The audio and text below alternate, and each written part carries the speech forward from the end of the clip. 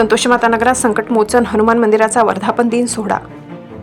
येवला शहरातील मनमाड रोड येथील संतोषीमाता नगर येथील संकटमोचन हनुमान मंदिराचा 10वा वर्धापन दिन सोहळा मोठ्या भक्तिमय वातावरणात पार पडला।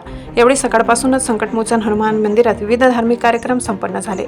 सायंकाळच्या सुमारास महाआरतीहून आलेल्या भाविकांनी महाप्रसादाचा लाभ घेतला।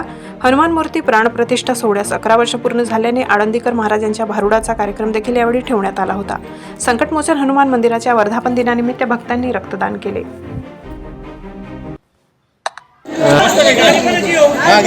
आज संतोषीमाता नगर येथे संकटमोचन हनुमान मंदिराचा 11वा वर्धापन दिन साजरा करण्यात आला। मूर्ती आम्ही येवल्यामध्ये माळेपुरा येथे पुरातन काळातील मूर्ती आहे।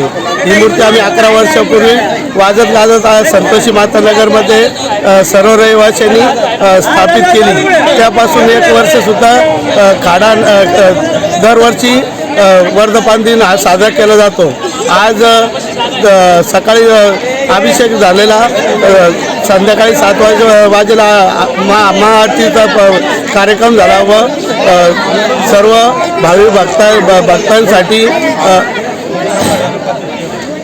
भाविक भक्तांसाठी भारुडाचा कार्यक्रम आयोजित केला आहे व सर्व भक्तांसाठी